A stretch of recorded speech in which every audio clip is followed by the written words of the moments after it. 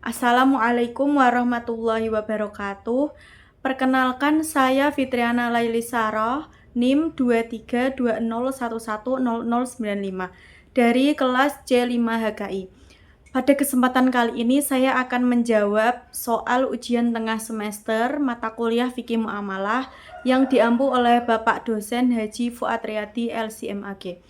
Baik, langsung saja pada soal yang pertama, yaitu terkait dengan definisi fikih.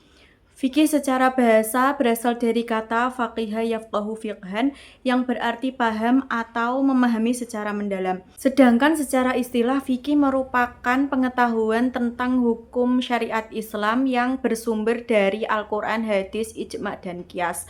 Fikih dibagi menjadi dua, yaitu fikih ibadah yang mencakup perbuatan manusia dengan Allah atau Tuhan, dan yang kedua yaitu fikih muamalah yang mencakup perbuatan manusia dengan yang lain. Lalu untuk soal yang kedua yaitu tentang definisi fikih muamalah.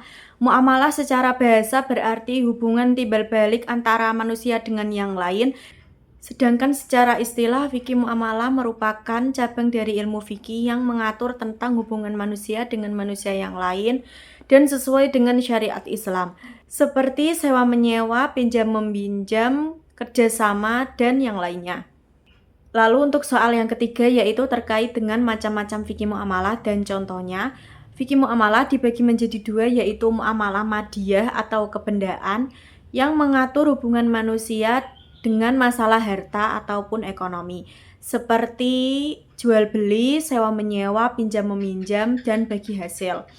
Lalu untuk yang kedua yaitu muamalah ghairu madiyah atau non-kebendaan yang mengatur hubungan sosial antar manusia tanpa unsur materi, seperti wasiat, wakaf, hibah, dan yang lainnya. Selanjutnya adalah soal yang keempat terkait dengan prinsip-prinsip fikih muamalah. Yang pertama ada rabbaniyah atau ketuhanan. Secara bahasa rabbaniyah berarti ketuhanan.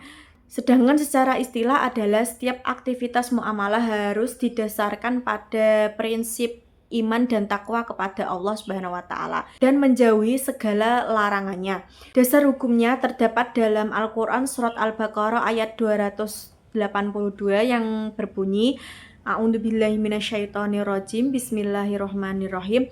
Ya ayyuhalladzina amanu idza tadayantum bidaini ila ajalim musamma faktabuh wattaqullaha wa yu'allimukumullah wallahu bikulli syai'in alim.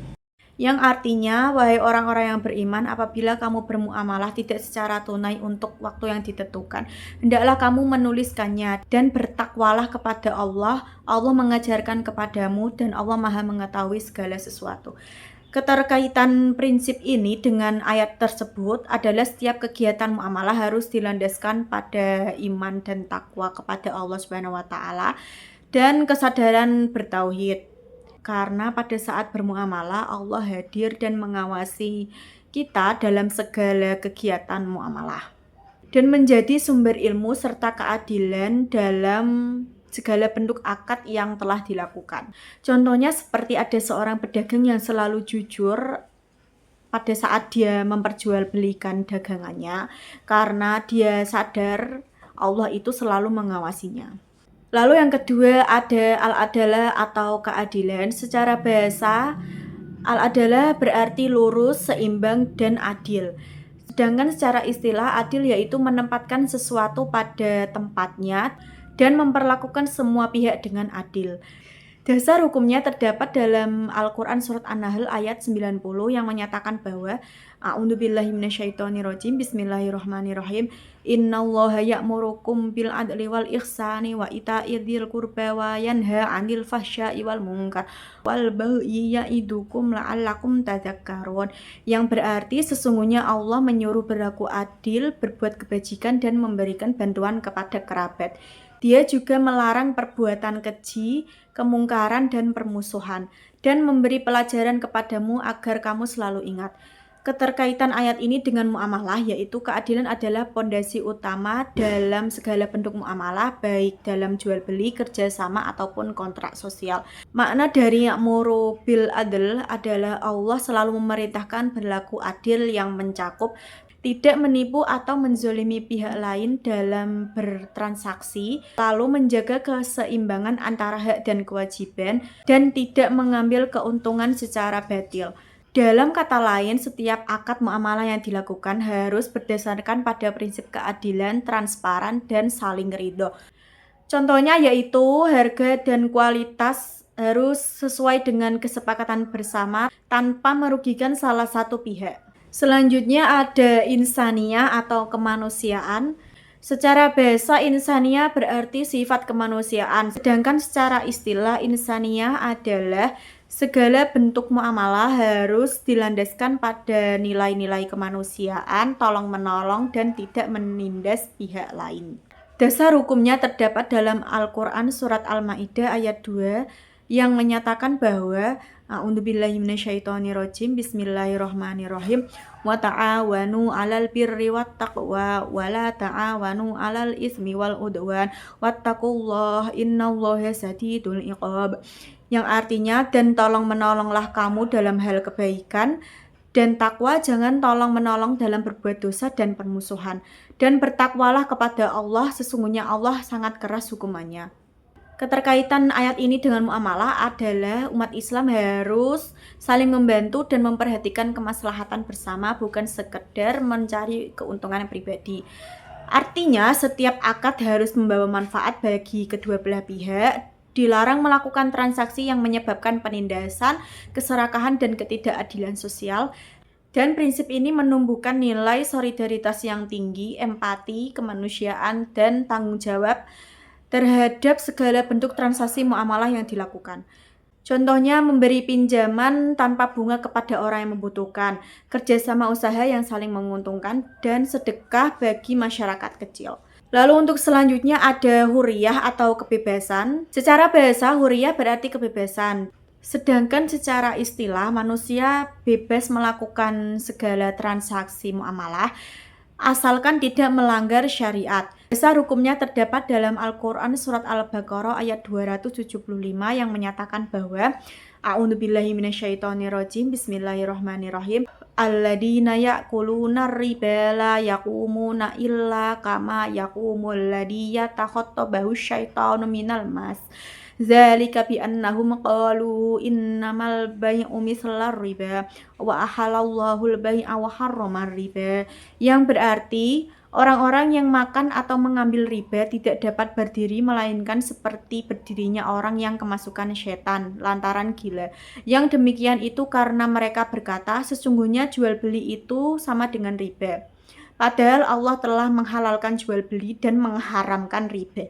Keterkaitan ayat ini dengan muamalah adalah Islam memberikan kebebasan penuh kepada manusia dalam bertransaksi. Yang telah dijelaskan tadi yaitu Allah menghalalkan jual beli dan mengharamkan riba. Yang artinya manusia itu bebas menentukan bentuk akad selama tidak mengandung unsur riba, gharar, dan maisir. Tidak boleh ada paksaan dalam bertransaksi. Dan kebebasan harus diiringi dengan tanggung jawab moral dan ketakwaan. Contohnya yaitu manusia boleh memilih segala jenis usaha apapun seperti jual beli jasa, kerjasama asalkan tidak melanggar syariat dan tidak ada unsur riba, gharar, ataupun maisir. Lalu untuk selanjutnya ada adamul gharar war riba atau larangan gharar dan riba. Secara bahasa, gharar berarti ketidakjelasan dan riba berarti tambahan yang batil. Sedangkan secara istilah adalah segala bentuk larangan terhadap transaksi yang menimbulkan ketidakjelasan, penipuan, ketidakpastian, dan riba. Dasar hukumnya terdapat dalam Al-Quran Surat Al-Baqarah ayat 275 dan hadis riwayat Muslim yang menyatakan bahwa A'udzubillahi minasyaitonirrajim. Bismillahirrahmanirrahim. Wa ahalallahu al-bai'a wa harramar riba, yang berarti Allah telah menghalalkan jual beli dan mengharamkan riba. Lalu untuk dasar hukum gharar terdapat dalam hadis riwayat Muslim yang berbunyi, nah Rasulullah sallallahu alaihi wasallam am bai'il gharar, yang artinya Rasulullah sallallahu alaihi wasallam melarang jual beli yang berunsur gharar ataupun ketidakjelasan. Keterkaitan dua dasar hukum ini dalam muamalah adalah gharar dapat merusak akad, menimbulkan sengketa, dan bisa menipu salah satu pihak. Sedangkan riba itu menimbulkan ketidakadilan ekonomi karena satu pihak merasa dirugikan secara berlebihan tanpa usaha yang sah. Prinsip ini memastikan setiap transaksi harus jelas objeknya, waktunya, nilai, dan kesepakatannya. Bebas dari unsur gharar, riba, ataupun maisir. Contohnya yaitu tidak boleh menjual barang yang belum jelas objeknya, seperti menjual buah yang masih berbunga atau belum berbuah di pohonnya. Lalu untuk contoh riba yaitu tidak boleh memberikan pinjaman dengan unsur bunga. Seperti ada seseorang, misalnya si A meminjam uang senilai 10 juta rupiah, namun dia harus mengembalikan senilai 10 juta 500 ribu rupiah. Maka 500 ribu rupiah itu adalah termasuk riba atau bunga, dan itu termasuk hal yang diharamkan dalam fikih muamalah. Demikian jawaban dari saya. Terima kasih atas perhatian Bapak dosen dan teman-teman. Semoga penjelasan ini jelas dan bermanfaat bagi kita semua. Saya memohon maaf jika terdapat kesalahan dalam penyampaian. Akhirul kalam, wassalamualaikum warahmatullahi wabarakatuh.